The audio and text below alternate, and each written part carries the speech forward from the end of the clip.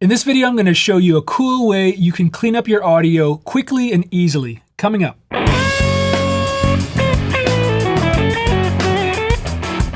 Welcome back to the channel. I'm Ronquillo. If you're new here, thanks for joining me. So I wanted to tell you about this amazing plugin suite that helps you easily and quickly fix common audio editing issues. You may have heard of it. It's the Izotope RX8 audio repair software. So what is it? It's a collection of audio repair tools that can help clean up noisy recordings or suboptimal quality audio. Whether it's a noisy guitar amp, string noise or pick noise from an acoustic guitar, and even noisy vocals and voiceovers. Think of it like Photoshop for audio. It's helped me several times when repairing noisy guitar takes, and it's also been very useful for my wife who does voiceovers and edits her own work. I should disclose that I was given a copy to demo by Izotope and Sweetwater, so thank you very much, guys. And they were very generous by giving me the advanced version. Now there's 3 versions of RX8: Elements, Standard, and Advanced. The advanced version, which is what I'm using, has way more features than I would need personally, and I think it's really tailored for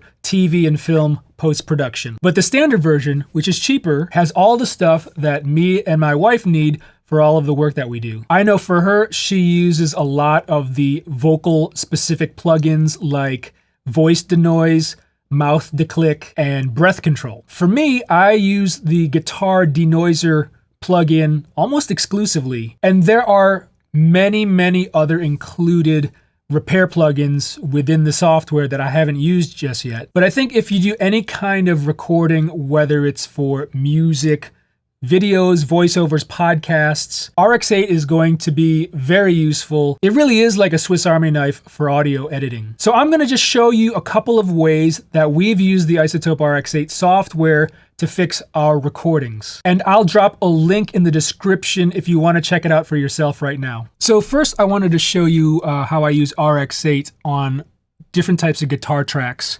I'll be using the Guitar Denoise plugin from RX8. And so I have kind of this heavy down-tuned riff track that I recorded that has some pretty noisy amp noise. And I'll let you listen to it right now.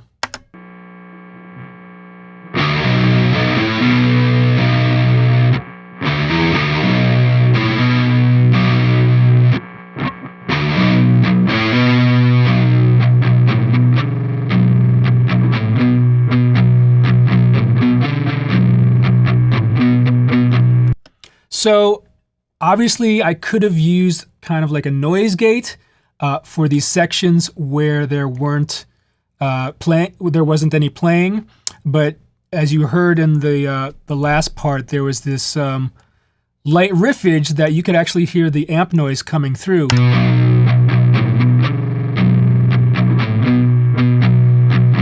So you could hear the buzz while I was playing, so a gate wouldn't work. So within Guitar Denoise, there's 3 different audio repair solutions. You've got the amp module, which helps clean up noisy amps, which is what we're going to use. And then I'm going to show you later on acoustic guitars, you have this squeak module and the pick module, and both of those help reduce those noisy parts of the acoustic, which I'll show you later. But let's stick with this amp module. So right now the plugin is bypassed without the plugin on, so you can hear the difference. Actually, let me just loop that section of buzz so it's easier. So that's with the plugin off, and here's with the plugin on.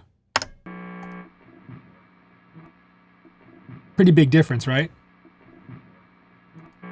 That's all great and dandy, but watch what it does to the section here that I was playing, but the amp noise was coming through. So here's with the plugin off. And here's with the plugin on.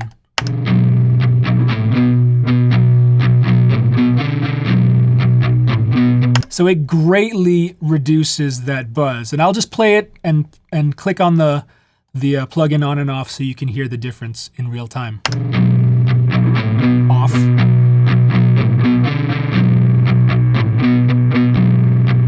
On.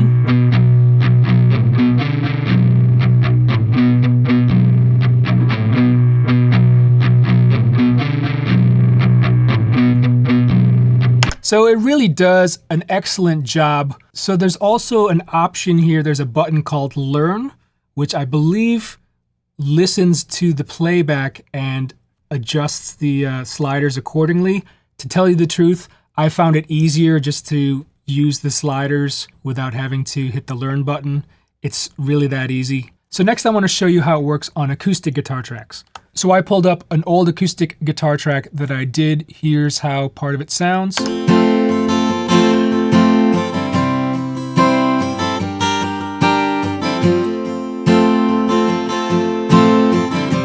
So I'm going to focus on this section right here. So sometimes when you're recording acoustic guitar, and it's kind of dependent on, you know, the string gauge and the thickness of the pick you're using, sometimes it can sound really percussive, and sometimes you don't want that. So the pick module in Guitar Denoise kind of solves that really easily. So here's how it sounds without the plugin engaged, and just in this section.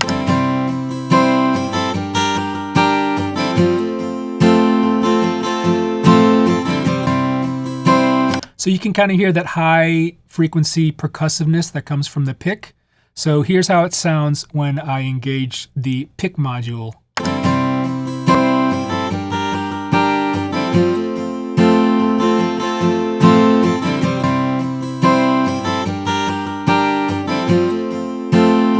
Here's an off,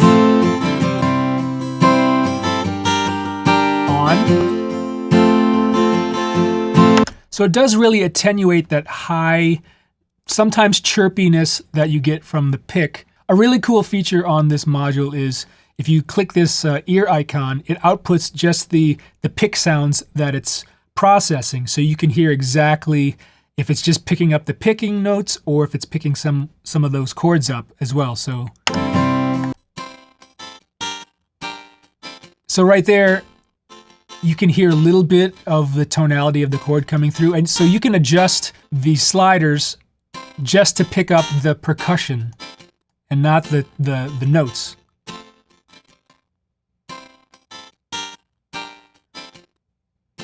Somewhere around there, you can also adjust the attack if you want it really fast or you want it to kind of fade in a little bit.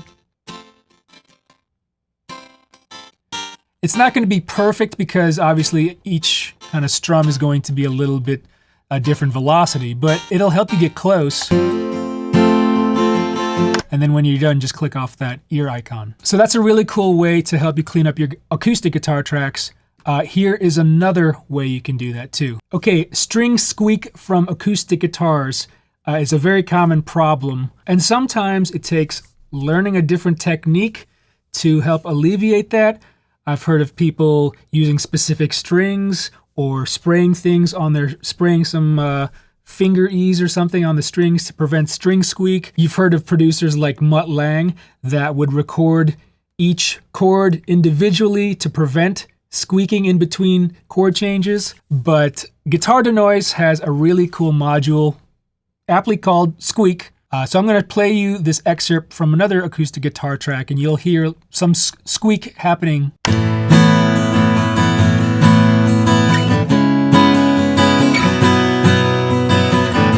So in that excerpt, I definitely heard two audible string squeaks. So I'm going to focus in on this area right there. So I'm going to loop this section and I'll turn on the squeak module so you can hear what it does.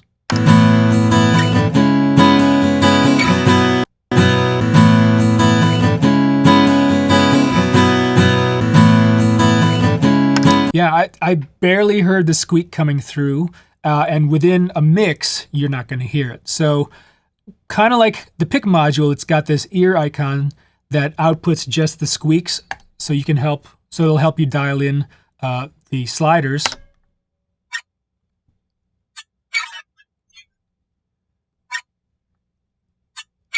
So I did a pretty good job of only getting the squeaks and not the chords, but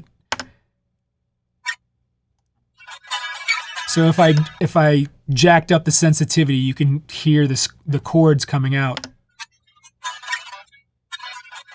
So if I took that off, it would be really extreme.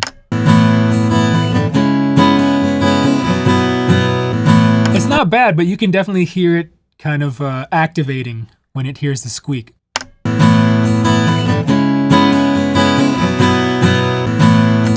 So even just at this setting, I was able to at least attenuate it down to a usable level where the squeak isn't so prominent. So I think this does a great job. Okay, so next I'm going to show you a little bit of how my wife, the voiceover artist, would use some of these RX8 plugins. So there's some really cool voice-specific plugins within the RX8 software. There's breath control. If you go down here, there's mouth declick, which is what I'm about to show you. And also voice denoise. So let me show you the mouth declick first. Now, my wife being the professional knows how to do voiceovers, so she doesn't get a lot of mouth noise and clicking. And I know there's a technique for voiceover artists, whether it's like, you know, eating an apple, I've heard, or drinking pineapple juice before you do a voiceover to eliminate some of that clicking. But I just want to show you a little bit of this voiceover clip. If you miss the chance to make ground floor investments in personal computers, iPods, and smartphones. So you probably didn't hear a lot of mouth clicking in that, but if I open up the mouth declick, there's an option here that says output clicks only. So it'll show you exactly what the mouth declick is picking up, and you'll be surprised there's actually a little bit of clicking mouth noise that we might not be able to hear, but this plugin will hear. And just a warning, it kind of sounds gross.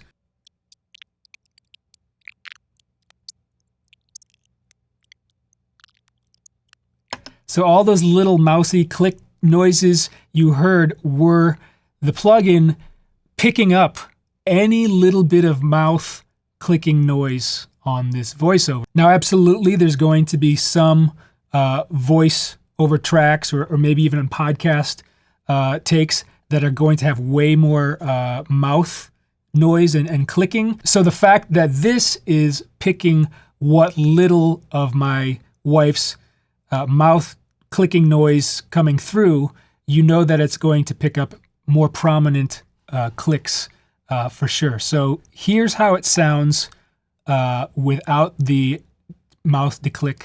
If you miss the chance to make ground floor investments in... So I can hear a little bit of the clicking in the background now, but it's really cool how it will eliminate those. If you miss the chance to make